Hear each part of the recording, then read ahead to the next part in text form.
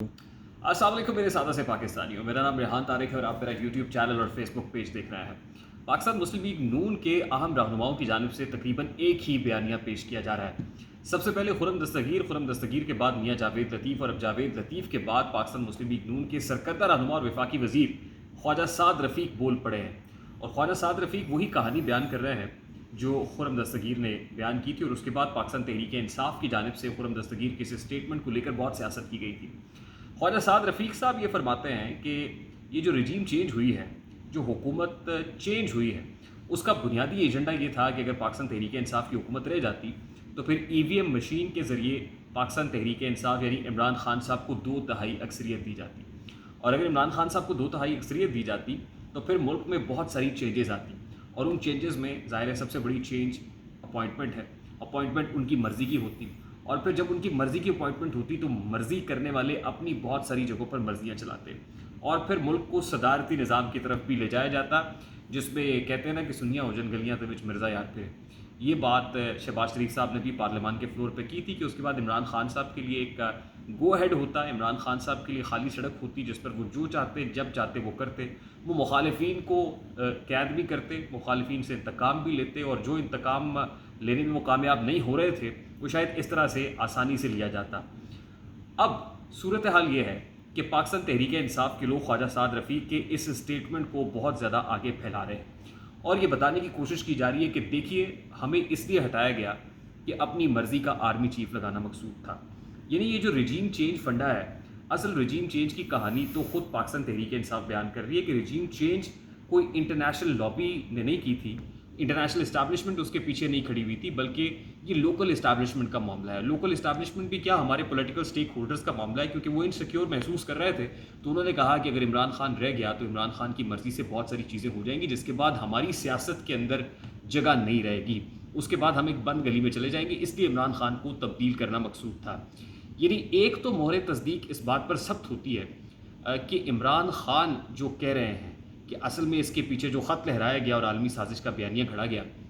वो आलमी साजिश का बयानिया तहरीक इंसाफ के लोगों के इस आर्गूमेंट को बाय करने के बाद तो काफ़ी हद तक दफन हो जाता है कि इसमें अमरीका कोई नहीं था, इसमें कुछ मकामी इस्टेब्लिशमेंट की चीज़ें थी, लोकल अरेंजमेंट्स दरकार थी। और फिर ये तासुर इसलिए भी मज़ीद गहरा होता है कि आजकल इमरान खान साहब की तकारीर अगर जलसों में सुनी जाएँ तो वो अमरीका बहादुर को नहीं पुकारते हैं, वो इंटरनेशनल इस्टेब्लिशमेंट की बात नहीं करते हैं, वो अब उस ख़त की बात नहीं करते या मरासले की या डिप्लोमेटिक केबल या साइफ़र की बात नहीं करते, बल्कि वो भी अब अपॉइंटमेंट की बात करते हैं। वो भी ये चाहते थे कि नवंबर से पहले इंतखाबात हो जाएं, और वो ये कहते हैं कि अगर आर्मी चीफ़, जो अगला आर्मी चीफ़ होगा, उसकी अपॉइंटमेंट शहबाज शरीफ और आसिफ जरदारी करेंगे तो ऐसी अपॉइंटमेंट जो है वो मेरिट के बरक्स होगी और उन्हें काबिल कबूल नहीं होगी। यानी सारा रौला इस वक्त अपॉइंटमेंट का है, ये पॉलिटिक्स ऑफ अपॉइंटमेंट है मेरे सादा से पाकिस्तानियों। इसका मतलब ये है it has nothing to do with America,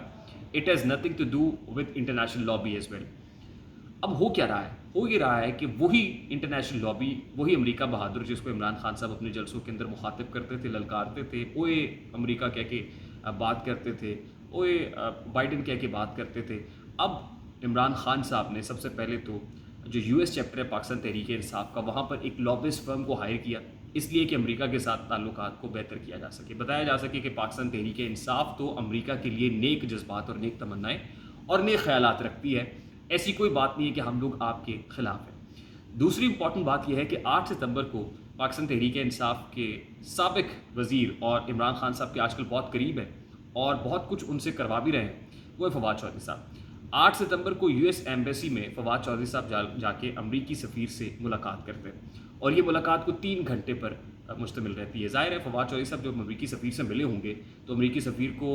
उंगली इस तरह से करके, ओए अमरीकी सफ़ीर या डोनाल्ड ब्लूम, ओए डोनाल्ड ब्लूम, तुम्हें मैं बताने के लिए आया हूँ कि असल में तुम्हारे लोगों ने हमारी हुकूमत का तख्ता उल्टा है,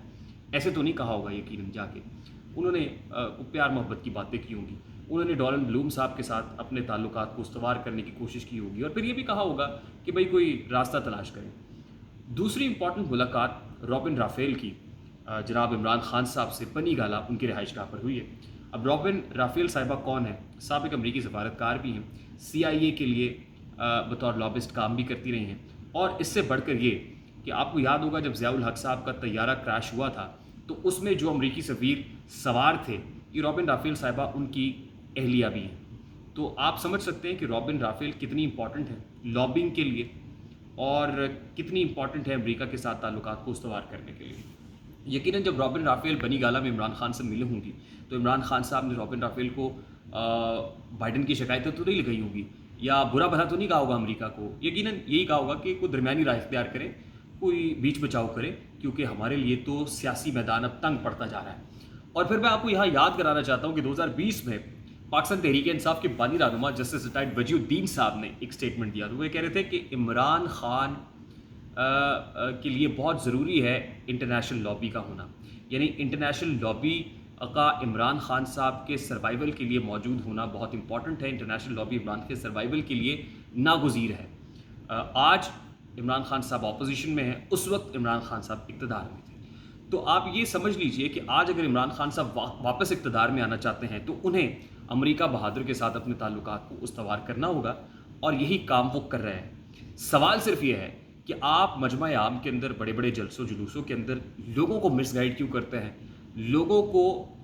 جو ہے وہ امریکہ مخالف نعرے بلند کرنے پر کیوں اکساتے ہیں, جب آپ در پردہ بند کمروں کے اندر ان سے ملاقاتیں کرتے ہیں اور پھر ان کو کہتے ہیں کہ ہمیں راستہ دیا جائے. صرف اتنی سی بات ہے. اور پھر جو نیچے پاکستان تحریک انصاف کے حمایتی لوگ ہیں وہ تو پھر آپ کو پتہ ہے کہ کوئی بات سننے کو تیار بھی نہیں ہوتے ہیں, وہ یہ ماننے کو تیار نہیں ہوتے کیونکہ وہ کلٹ کا شکار ہیں. انہوں نے ایک ایسا چشمہ لگایا ہوا ہے کہ جس چشمے سے انہیں سب کچھ اچھا دکھائی دیتا ہے, اور انہیں سب کچھ اچھا دکھائی دیتا ہے جو عمران خان صاحب کے منہ سے نکلتا ہے. اور دوسری بات, وہ لاجیکل آرگومنٹ کو سننے کے لیے تیار نہیں ہوتے ہیں. تو میرا فرض تھا کہ جو اس وقت حقائق ہیں وہ میں آپ کے سامنے رکھوں, اور اس میں جو لوگ دھرو گوئی سے کام لے رہے ہیں, جو عوام کو بے وقوف یا ماموں بنا رہے ہیں, ذرا ان کو بھی ان کے جو حالات ہیں ان کو بھی آپ پر منکشف کیا جائے. مجھے ریحان طارق کو اجازت دیجیے, اپنا بہت سارا خیال رکھیے گا. السلام علیکم.